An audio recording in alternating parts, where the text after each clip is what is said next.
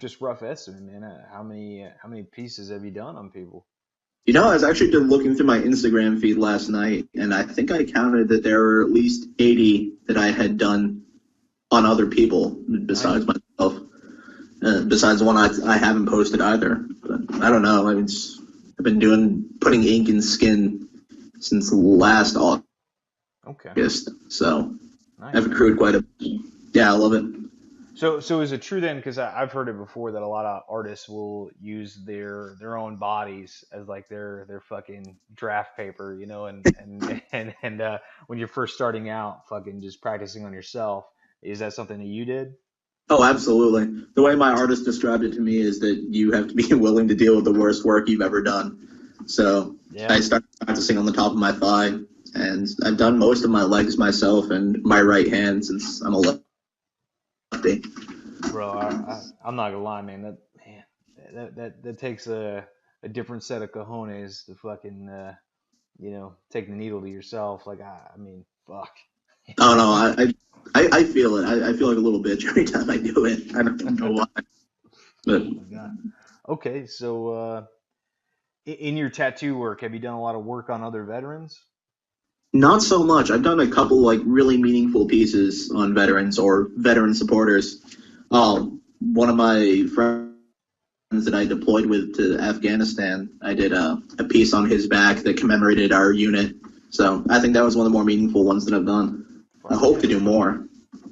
That's fucking awesome. Well, shit, I might have to make a trip up to Maine and get. I'll be around. Yeah, brother. I'll fucking hit you up, get some more ink.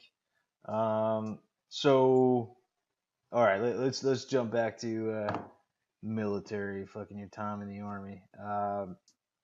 So thinking back, um, can you tell me what was the best and worst experience that you had in either order, however you want to fucking recall it and tell it? I think the best experience is the camaraderie. Like, is you're just hanging out with the guys, and I think some of the best conversations and absolutely the best friendships I have ever made were in the military.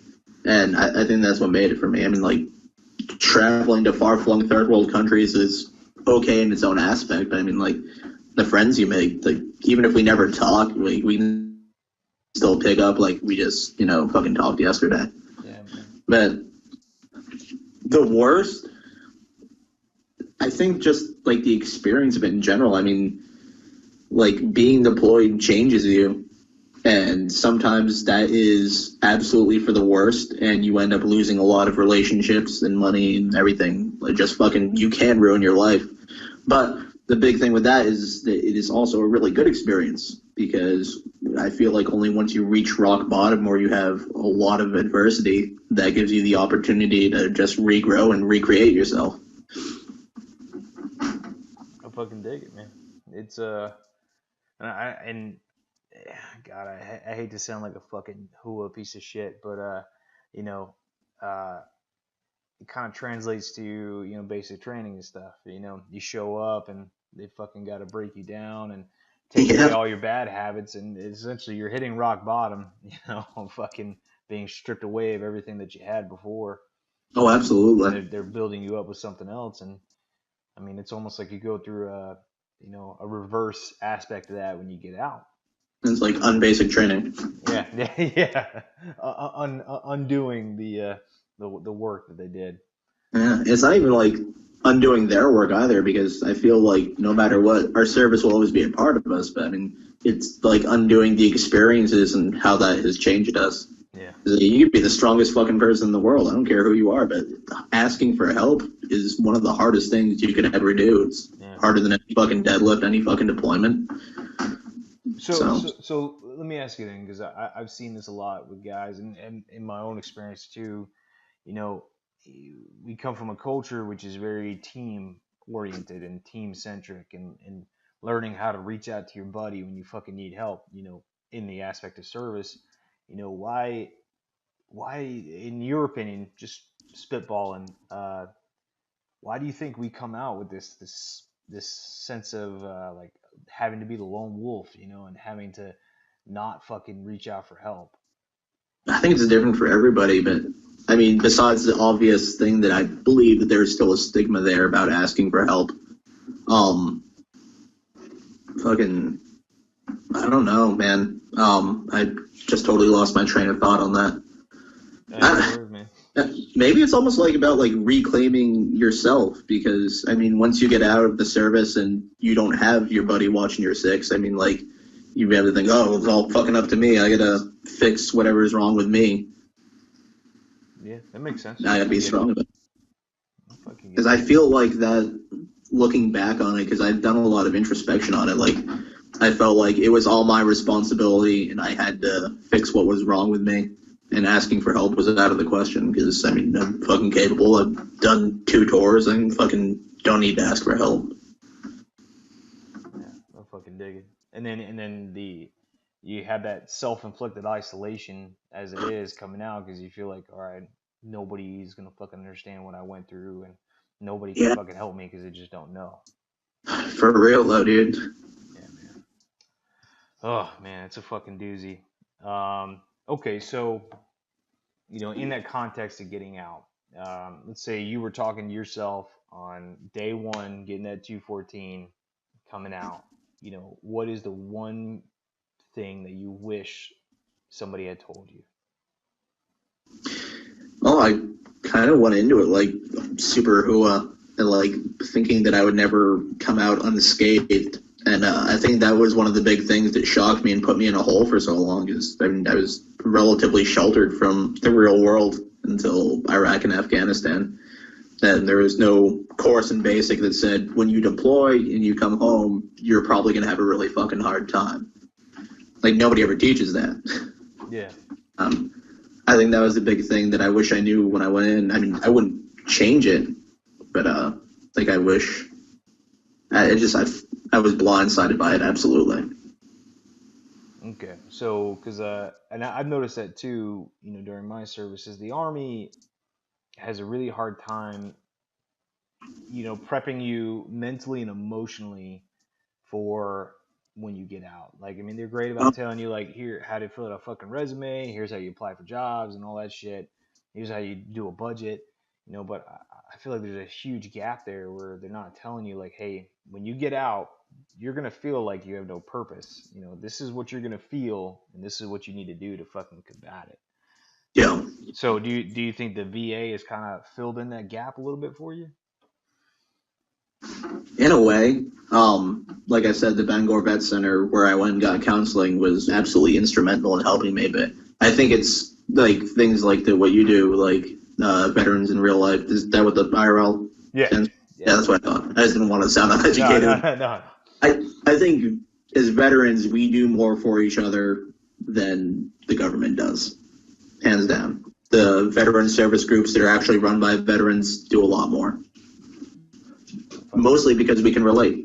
yeah, absolutely, I agree, and I think that might be a problem with the army because it seems like to me that the people who are coming up with the fucking the books and shit and all the directives and stuff within the army are fucking cats who have done nothing but sit behind a desk their entire fucking career and haven't fucking done shit. And I feel like there's a real lack of experience that goes into writing those ARs and those fucking pamphlets and shit when they're trying to help you, while you're in the service. Yeah, no, absolutely. Um, it's funny that you mentioned that. Is I mean, like I feel like it's a relatively new thing. I mean, they didn't have it in World War II. They didn't have it during Vietnam or maybe No. even the first Gulf War. But I mean, they're making a push for it now. I feel like a lot of good soldiers or service members in general have just been like fucking gone way too soon because there was no help out there. Nobody took the initiative like this generation of veterans has. Yeah, man. And you're right. I've noticed that with the Gwat generation. We're we're I hate to say we're more more in touch with our emotional side, but it does seem like we're oh wait, I think I lost you on audio there. Mic check, 1 2 1 2. Hello, hello. Oh fuck.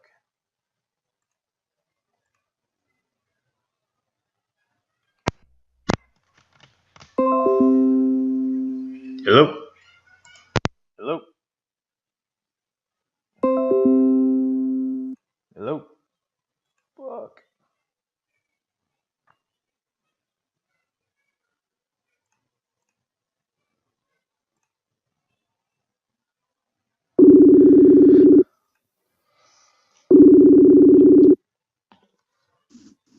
You there?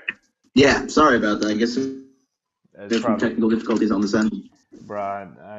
Man, every fucking time I do a computer interview, there's always technical difficulties. Like it's every fucking time.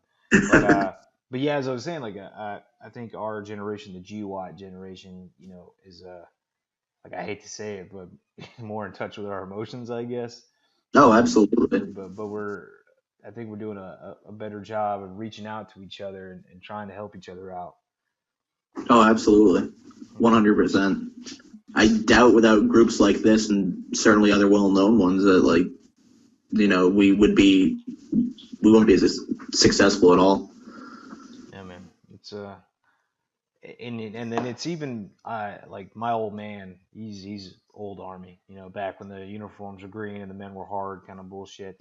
But Yeah, even trying to identify with him, coming from two very separate generations, it's fucking different, man. It's a whole different experience.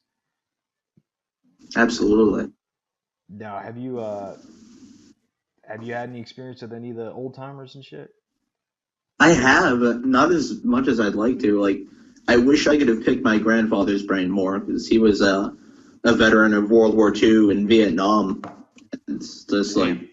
yeah, like one of the fucking hardcore old school guys. And I originally went into the army like for my family because we come from a long military family, and I wish that after I had gotten out of basic and stuff, like I'd picked his brain more about his military experience, and certainly after I deployed, but I didn't get that chance, unfortunately. I'm sorry to hear that, man. But it's man. He was one of those cats that was back when the uniforms were brown and the men were fucking god and the men were Yeah, gods. yeah, seriously. Fucking okay, man. Well, as we're wrapping this up, man, is there anything you'd like to fucking say to anybody who's watching? Any little nugget of fucking truth? Yeah, absolutely. Just don't be afraid to ask for help. That can change your life almost immediately. And if you don't know what you want to do, look for your purpose. If you don't know what you want to do, find something you love and make that into your living. Just figure it out. Just make it happen. Stop making excuses. Just make it happen. Fuck yeah, man. And what's the name of the shop you're working at right now? I work out of Kokapelli's Tattoo in Bangor. Okay, awesome. And then I'll just get you to shoot me like a link or something for that, and I'll throw it in the description down below. For those of you watching, if you have any questions, and it can be about MP, deployment, any kind of questions you got for my man here, drop it in the comments below. uh, and if you don't check the comments, I'll check them. And if there's any questions, I'll throw them at you.